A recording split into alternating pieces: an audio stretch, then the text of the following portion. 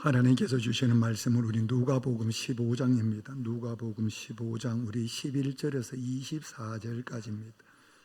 하나님께서 우리 모두에게 주시는 은혜의 말씀은 누가복음 15장 11절에서 24절까지 우리 한 절씩 교독하도록 하겠습니다. 또 이르시되 어떤 사람에게 두 아들이 있는데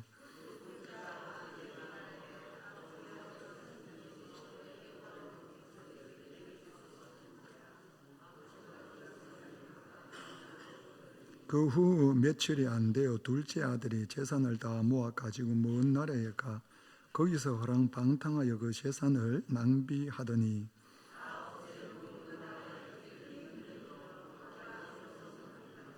가서 그 나라 백성 중 한 사람에게 붙여 사니 그가 그를 들로 보내어 돼지를 치게 하였는데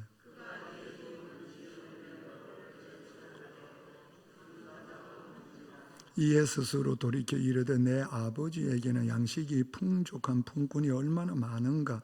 나는 여기서 줄여 죽는구나.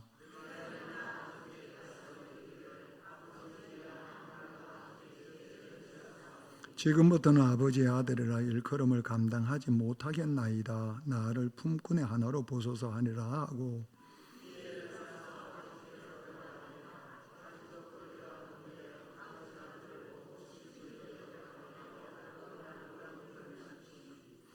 아들이 이르되 아버지 내가 하늘과 아버지께 죄를 지었사오니 지금부터는 아버지의 아들이라 일컬음을 감당하지 못하겠나이다 하나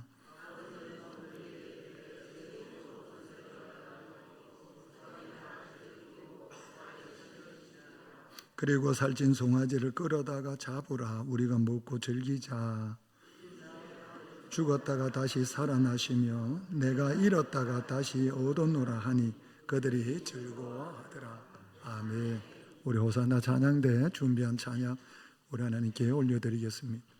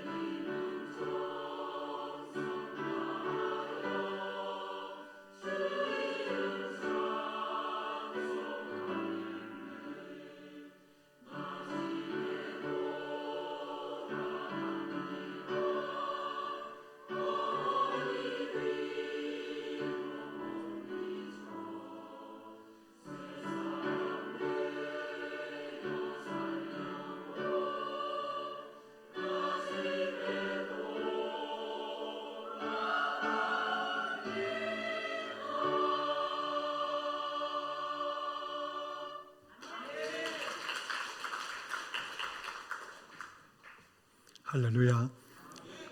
오늘 어버이 주일이어가지고 아동부에서 부모님을 보내주신 하나님께 너무 감사해서 특송을 준비했다고 하는데, 광고 시간 이후에 특송을 하나님께 올려드리기보다 지금 드리는 게 좋겠다 싶은 생각이 있어서, 그런데 지금 가능할까요? 가능해요? 예. 하나님께 부모님을 보내주신 은혜 감사해서 우리 하나님께 찬양 올려드리겠습니다. 앞에서 우리 어린아이들처럼 기뻐 뛰는 우리 모두가 되시기를 좀 축복합니다. 우리 자위에 인사하십시다. 잘 오셨습니다. 주의 이름을 축복합니다. 우리는 세상의 희망입니다.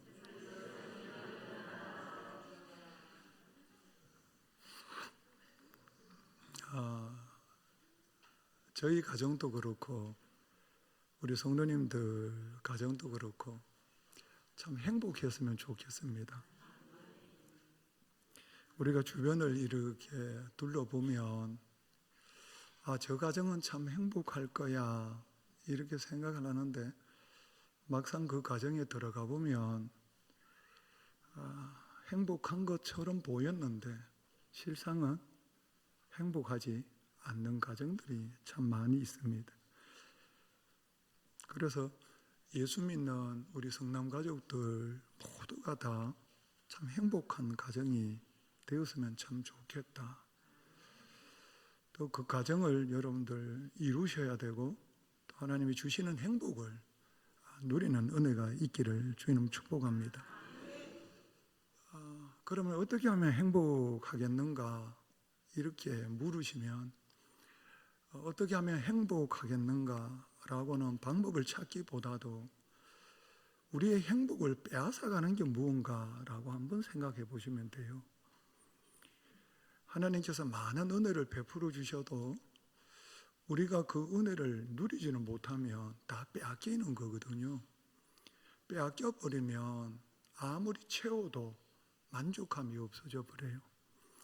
그래서 우리 가정의 행복을 빼앗아가는 것, 우리 가정의 행복을 도적질 내가는 것, 그리고 우리 삶의 행복을 앗아가는 것이 무엇일까 했을 때 우리 성도님들 한 가지가 있는 것 같아요. 뭐 여러 가지겠지만 그 중에 딱 한 가지가 있는 것 같은데, 그 한 가지가 무엇이냐면 지난날에 안 좋았던 일이 내 행복을 빼앗아가요. 그러니까 내가 지금 불행하다, 내가 참 행복하지 않다라고 하는 거는 지금 이 순간이 행복하지 않는 게 아니고, 행복하지 않는 이유가 뭐 때문에 그런가 하면 어제의 안 좋은 일을 내가 가지고 있기 때문에 내가 지금 그 일로 말미암아 뭐 하다고 느끼느냐면 불행하다고 느껴요. 그래서 행복한 가정, 그리고 행복한 삶을 우리 성도님들 사시기를 원한다면 어제의 안 좋았던 일은 깨끗하게 다 내려놓는 훈련을 하시기를 좀 축복합니다.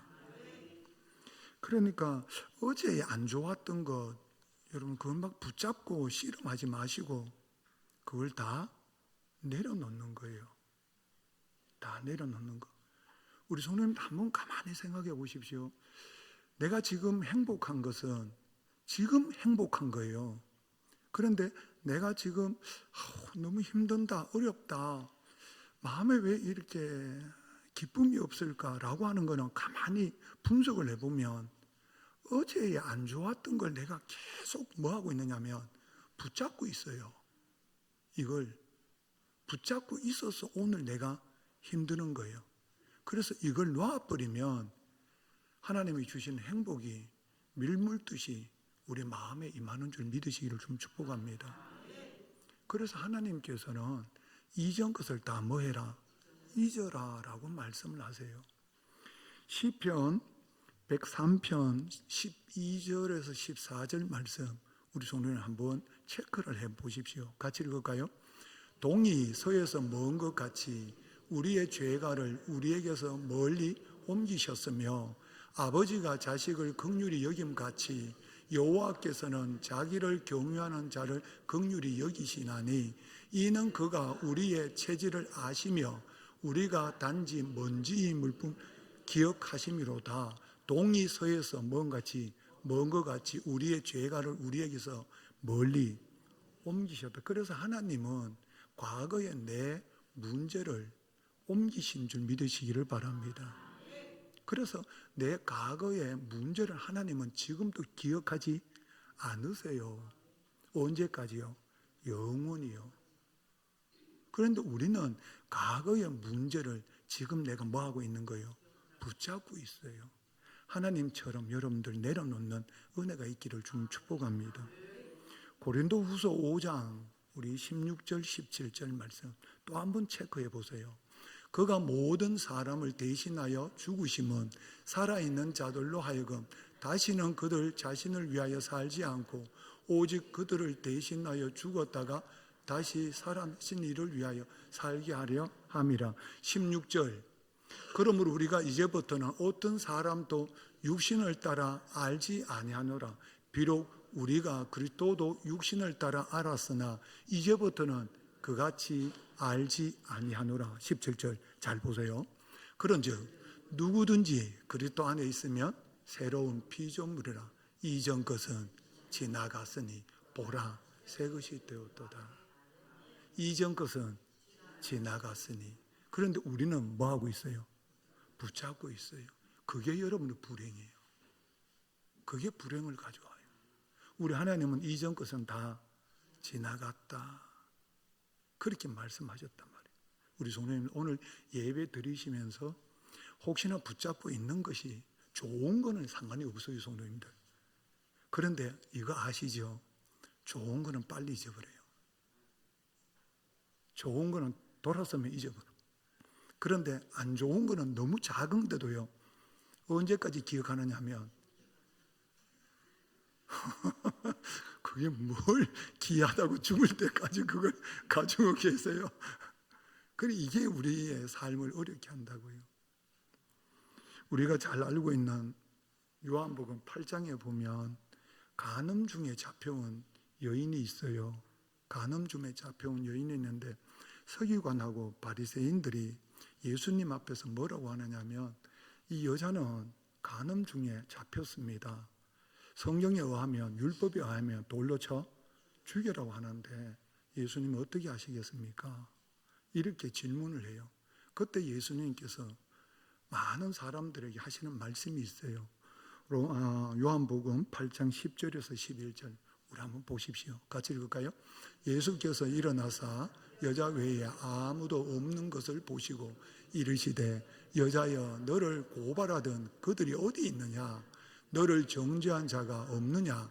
대답하되 주여 없나이다. 예수께서 이르시되 나도 너를 정죄하지 아니하노니 가서 다시는 죄를 범하지 말라 하시니라. 나도 너를 뭐하지 아니한다? 정죄하지 아니한다. 너의 과거의 문제에 대해서 내가 얘기하지 않는다. 과거의 상처에 대해서 내가 얘기하지 않는다. 너 과거가 참 어려웠구나. 너의 과거가 참 추했구나. 너의 과거가 안 좋구나.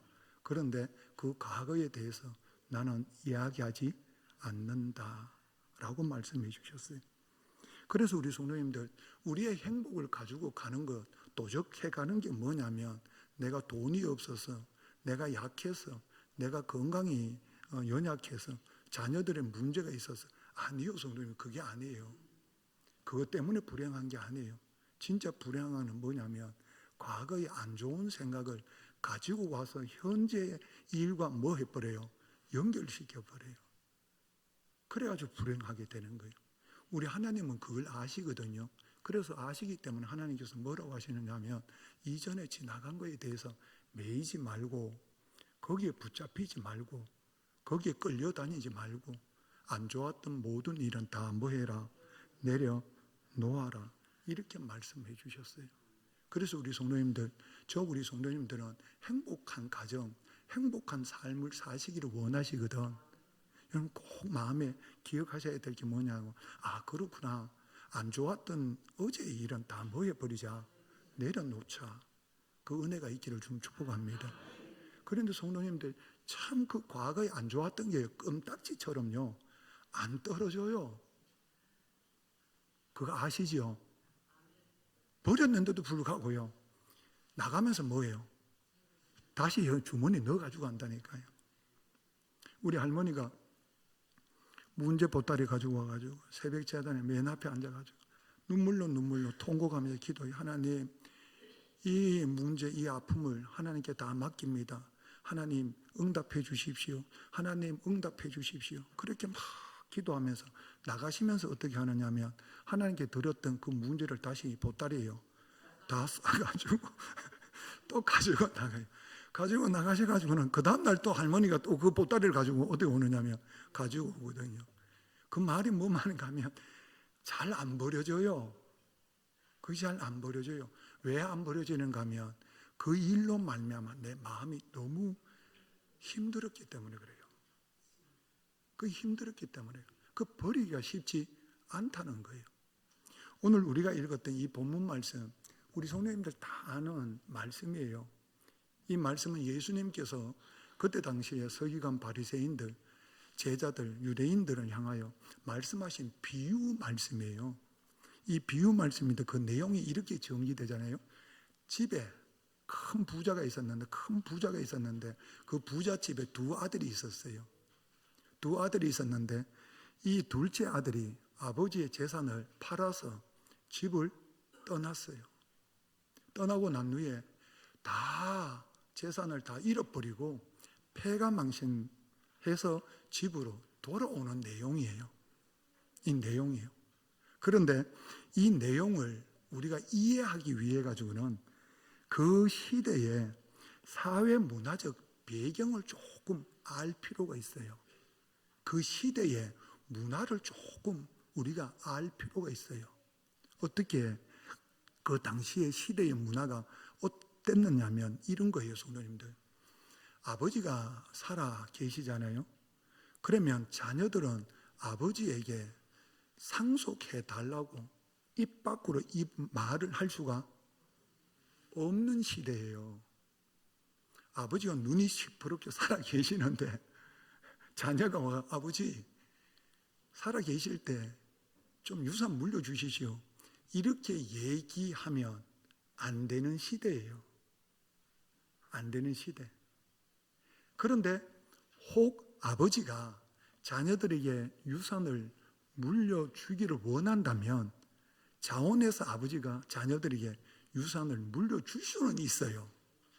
줄 수는 있는데 그 아버지가 돌아가시기 전까지는 자녀들에게 재산을 상속해줘도 소유권과 관할권과 처분권은 누가 가지고 있느냐면 아버지가 가지고 있어요. 서류상으로는 다 상속을 해줘도 그 모든 소유, 관할하는 것, 그 다음에 처분하는 것은 살아있는 아버지가 다 해요. 그러니까 자녀들은 아버지가 돌아가시고 난 후에 그 상속을 뭐 하는 거예요? 받는 거예요.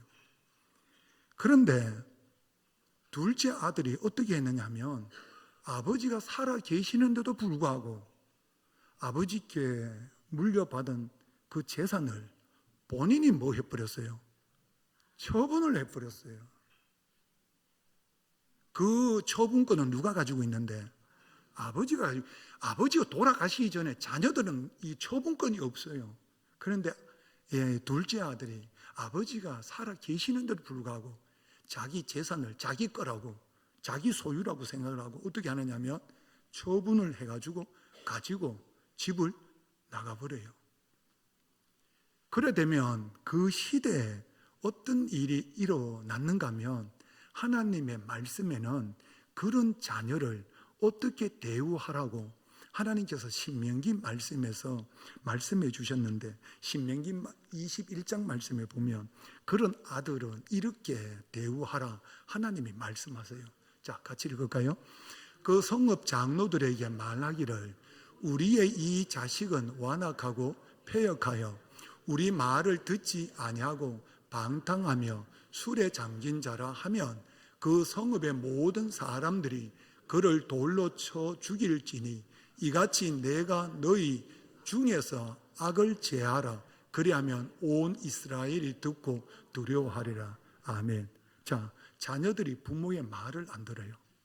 말을 안 들으면 부모가 그 성에 있는 주의 종들을 찾아가서 우리 아들이 말을 듣지 않는다라고 얘기를 해요. 그 얘기하면 그 성에 있는 모든 사람들이 그 아들을 뭐 해요? 돌로 쳐 뭐요? 죽이는 거예요. 그러면 우리 손님 기억하세요. 둘째 아들은 한마디로 얘기하면 돌로 쳐 죽일 사람. 그러니까 둘째 아들은 사람이 아니에요. 둘째 아들은 자식이 아니에요. 둘째 아들이 돌아왔다 그게 아니고 성도님들, 둘째 아들은 돌아오면 마을 사람들로부터 뭐에 맞아 죽어요? 한마디로 얘기하면 성도님들, 자식이 아니에요. 그리고 또 문제가 있어요. 또 문제가 뭐냐면 이 자식이 집을 나갈 때 재산을 팔아갔잖아요. 그런데 성경은 뭐라고 되어 있냐면 그 아버지의 재산이 많아요. 큰 뭐예요? 부자예요. 큰 부자라면 자녀들에게 돌아간 재산이 많을까요? 적을까요? 많아요. 그러면 둘째 아들이 상속으로 물려받은 재산은 적은 재산이 아니란 말이에요. 큰 재산이란 말이에요. 그런데 그 큰 재산을 가지고 멀리 가서 어떻게 생활했느냐 하면 한마디로 얘기하면 성경은 이렇게 기록해요. 허랑, 방탕했다 이렇게 나와요. 자녀가 돈을 가지고 가서 열심히 하다가 혹시나 부도가 나서 재산을 잃었다 이해가 돼요. 자녀가 재산을 가지고 가서 열심히 하다가 실패를 했다 이거는 이해가 돼요. 왜 그러냐면 하다 보면 그럴 수 있잖아요. 그런데 이 아들은 그렇게 열심히 한 게 아니에요. 뭐 했냐? 허랑방탕하게. 이 허랑방탕이라고 하는 말의 뜻이 뭐냐면 한마디로 얘기하면 우리 성도님들 거친 삶을 살았다라고 하는 표현이에요. 그 거친 삶이 뭐냐면 술에 취하고 세상에 취하고 우리로 얘기하면 마약에 취하고 한마디로 얘기하면 사람이 할 수 없는 일들을 하면서 재산을 다 모였어요. 탕진을 해버렸어요. 아버지가 이 재산을 모을 때 어떻게 모았겠어요? 아마 모르기는 몰라도 피땀 흘려서 모았을 거예요. 모았는데 자녀는 어떻게 써요? 한마디로 얘기하면 입에 담기가 부끄러울 만큼 허랑방탕하게 다 써버렸어요. 자, 이 아들이에요. 두 가지 기억하셨죠? 첫째는 돌아오면 뭐하는 아들? 죽는 아들. 두 번째는 삶이 폐역한 삶을 살았어요. 세 번째, 우리 이 아들은 나가가지고 먹고 살 게 없었어요. 그래서 성경에 보면 뭘 쳤다고 되어 있냐면 돼지를 쳤다고 되어 있어요. 돼지는 유대인들 중에 가장 불결한 짐승이에요. 유대인들은 돼지를 안 키워요. 왜냐하면 불결하기 때문에. 그래서 유대인이 읽는 탈무드에 보면 뭐라고 되어 있냐면 돼지를 키우는 자는 저주를 받을지어다 이렇게 되어 있어요. 그런데 이 둘째 아들은 뭘 키웠다고요? 돼지를 키웠고 돼지 우리에 들어가서 돼지를 여러분들 뭐 했냐면 똥을 치고 그죠? 그 환경을 이렇게 깨끗하게 했단 말이에요. 그 말의 의미가 뭐냐면 이 둘째 아들은 돼지하고 뭐 했다는 이야기예요? 동거를 했다는 이야기예요. 그러면 이 아들은 한마디로 얘기하면 불결한 아들. 한마디로 얘기하면 불결한 아들이에요. 성경은 그걸 이야기하는데 주님께서 이 아들에 대해서 비유로 말씀하실 때 둘러서 있는 제자들과 바리새인들, 서기관들 모든 사람들은 예수님께서 지금 말씀하시는 이 둘째 아들의 이야기를 들었을 때 한마디로 딱 표현하면 뭐냐면 딱 이 표현이에요.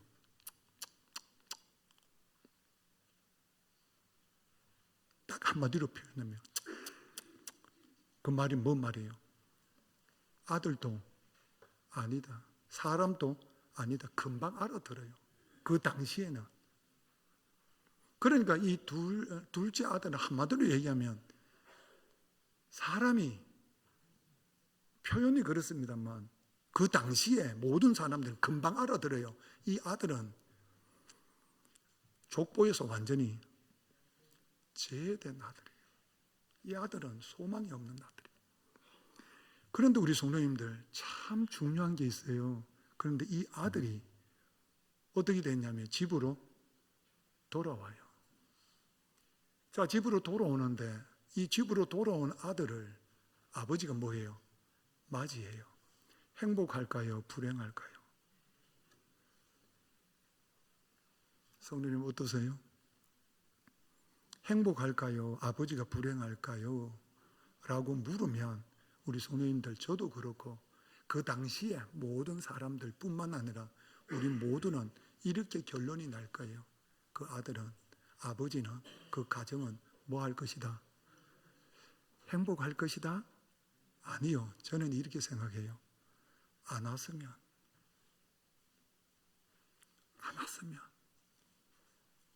좋겠다. 그냥 아무도 모르게 그냥 세상에서 그냥 이름 없이 빛 없이 그냥 사라졌으면 좋겠다, 이렇게 생각할 수 있어요. 왜냐하면 아들이 아니거든요. 그런데 그 아들이 돌아왔어요.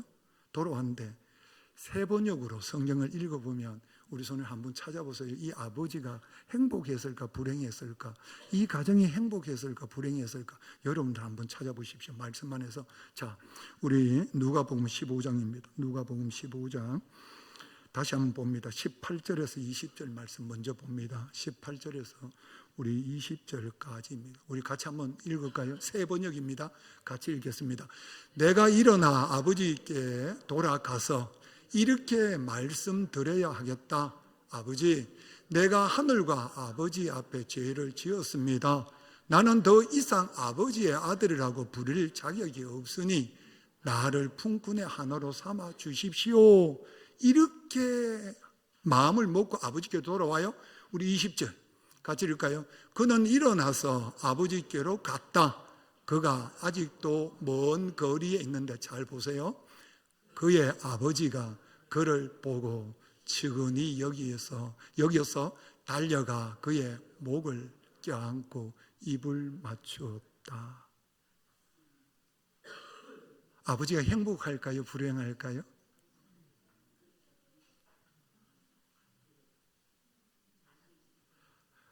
아직도 여기까지는 잘 모르겠어요. 그죠? 그런데 한 가지 우리 손에 여기서 보셔야 될 게 있어요. 아버지는 자녀의 뭘 안 봐요? 우리 손에 잘 보셔야 돼요. 아직도 뭔 말인지 이해 잘 안 되셨죠? 자, 21절에서 24절까지 우리 손 잘 보셔야 돼요. 잘 보셔야 돼요. 자, 우리 같이 읽을까요? 이제 잠시만요. 아들이 돌아왔어요. 돌아오면 안 되는 아들이 돌아왔어요. 돌아왔을 때 아버지가 어떻게 하느냐면 멀리서 보고 달려가가지고 품에 뭐예요? 턱 안고는 입을 뭐예요? 맞추어요. 이상하다. 21절 같이 읽을까요? 아들이 아버지에게 말하였다. 아버지, 내가 하늘과 아버지 앞에 죄를 지었습니다. 이제부터 나는 아버지의 아들이라고 부를 자격이 없습니다. 그렇죠? 여기까지. 그러나 아버지는 종들에게 말하였다. 어서 가장 좋은 옷을 꺼내서 그에게 입히고 손에 반지를 끼우고 발에 신을 신겨라. 그리고 살찐 송아지를 끌어다가 잡으라. 우리가 먹고 마자 즐기자. 아멘이시죠? 자, 나의 이 아들은 죽었다가 살아났고 내가 잃었다가 되찾았다. 그래서 그들은 잔치를 벌였다. 자, 아버지가 행복했을까요? 불행했을까요? 행복했어요. 아멘이시죠? 그 가정이 행복했을까요? 불행했을까요? 행복한 가정이었어요. 우리 성도님들, 어떻게 해서 이렇게 행복했을까요? 라고 물으면 답은 하나로 딱 나와요. 아버지는 아들의 과거에 대해서 묻지를 않아요. 우리 손님 잘 보세요. 아들은 뭐라고 하느냐면, 아버지, 저는 아버지의 아들이라고는 자격이 없습니다. 그냥 품꾼으로 봐주십시오. 그렇게 해서 오는데 아버지는 그 이야기에 대해서 아무 말씀 없으세요. 단 뭐가 있느냐면 품에 뭐요? 안아요. 안고는 입을 맞춰줘요. 아들이 너무 부담이 돼요. 야단을 쳐야 되는데, 네가 왜 그랬냐고. 야단을 쳐야 되는데 야단을 안 쳐요. 아버지가 안 쳐요. 그러니까 아들이 너무 가슴이 아파가지고 뭐라고 하느냐면, 아버지의 아들이라고 생각하지 마시고 나를 뭘로 보십시오? 품꾼으로 보십시오 라고 다시 말을 해요. 말을 하는데 아버지는 거기에 대해서 이야기를 안 하세요. 뭐라고 하셨냐면, 종들을 불러가지고 뭐라 그래요? 잔치를 준비해라. 그리고 나시는 말씀이, 우리 함께 뭐 하자? 즐기자. 그리고 우리 성도님들 가정에 뭐가 일어났어요? 행복, 잔치가 일어났어요. 왜 이렇게 잔치가 일어났느냐? 우리 성도님들, 아버지는 아들의 과거에 대해서 묻지를 않아요. 우리 성도님들, 아버지는 과거가 아니에요. 언제예요? 현재예요. 죽었다가 살아온 아들이에요.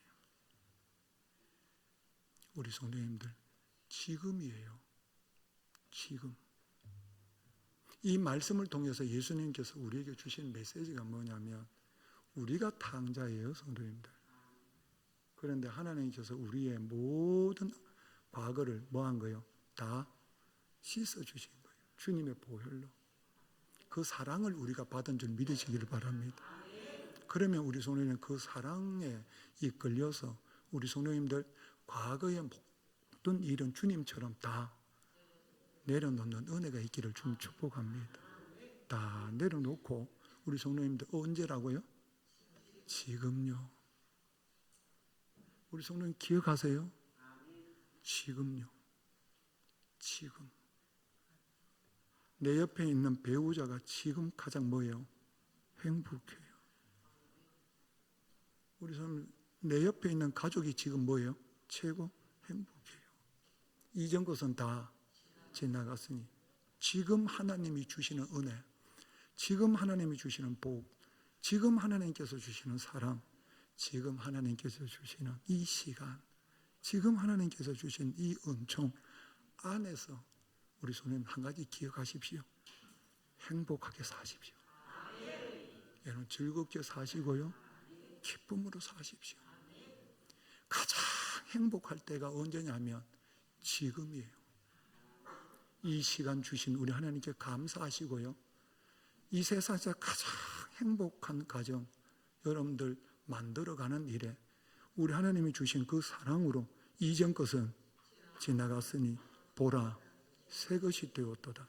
이 가정을 가장 행복하게 누리고 여러분 하나님께 영광 올려드리는 저와 여러분 되시기를 좀 축복합니다. 기도하시겠습니다. 거룩하신 아버지 하나님 감사합니다. 우리 성남 가족들 하나님께서 우리를 품에 안아주시고 우리의 허물을 기억지 아니하시고 잔치를 베풀어 주신 그 잔치가 우리 가정에 일어나게 하여 주옵소서. 우리 삶에 일어나게 하여 주옵소서. 그래서 우리 주님을 영화롭게 드리는 우리 모두가 되게 축복해 주실 줄 믿사옵고 예수님의 이름으로 기도드립니다. 아멘.